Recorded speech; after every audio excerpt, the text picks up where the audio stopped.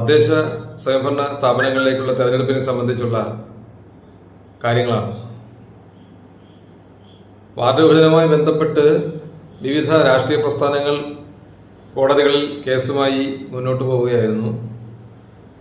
കോടതിയിലെ കേസുകൾ അത് സംബന്ധിച്ചുള്ള അന്തിമ വിധി ഏതാണ്ട് 10-15 ദിവസങ്ങൾക്കുള്ളിൽ വരാനാണ് സാധ്യത. കാരണം ജൂൺ മാസത്തിന് മുമ്പായി വാർഡുകൾ പുനഃക്രമീകരിച്ചുള്ള വിജ്ഞാപനം പുറപ്പെടുവിക്കുകയും അതിനുശേഷം വാർഡുകൾ സംവരണം പാലിച്ചുകൊണ്ടുള്ള റൊട്ടേഷൻ പ്രകാരമുള്ള നറുക്കെടുപ്പ് നടത്തി പുതിയ സംവിധാനങ്ങൾ നിലവിൽ വരികയും വേണം. അപ്പോൾ നമ്മളെ സംബന്ധിച്ചിടത്തോളം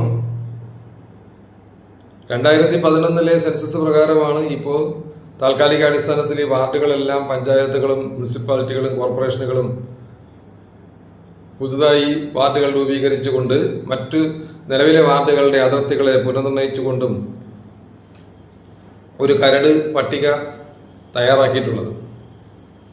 ആ പട്ടികയെ ചോദ്യം ചെയ്തുകൊണ്ടാണ് പല രാഷ്ട്രീയ പ്രസ്ഥാനങ്ങളും പല പഞ്ചായത്തുകളും പല വ്യക്തികളും കോടതിയിൽ ആദ്യം ഇതിൻ്റെ ഡീലിമിറ്റേഷൻ കമ്മീഷന് പരാതി കൊടുത്തു.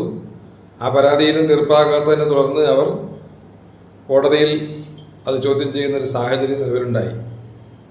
എന്തായാലും അത് സംബന്ധിച്ചുള്ള വിധികൾ സുപ്രീം കോടതിയുടെ പരിഗണനയുള്ള വിധികൾ പോലും ഏതാണ്ട് 2 ആഴ്ചയ്ക്കകം വരുമെന്നാണ് പുറത്ത് പറയപ്പെടുന്ന വാർത്തകൾ.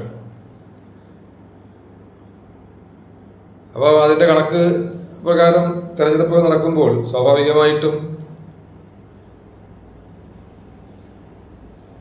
അടുത്ത പൊതു തെരഞ്ഞെടുപ്പിൽ 1200 തദ്ദേശ ഭരണ സ്ഥാപനങ്ങളിൽ 602 ഇടങ്ങളിൽ വനിതകൾ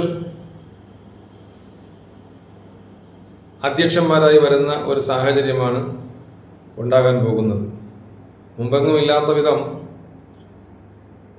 വനിതകൾക്ക് അത്രയും പ്രാധാന്യം നൽകുന്ന ഒരു തെരഞ്ഞെടുപ്പാണ് ഈ ത്രിതല പഞ്ചായത്ത്, നഗരസഭ, കോർപ്പറേഷൻ തെരഞ്ഞെടുപ്പിൽ സംഭവിക്കാൻ പോകുന്നത്.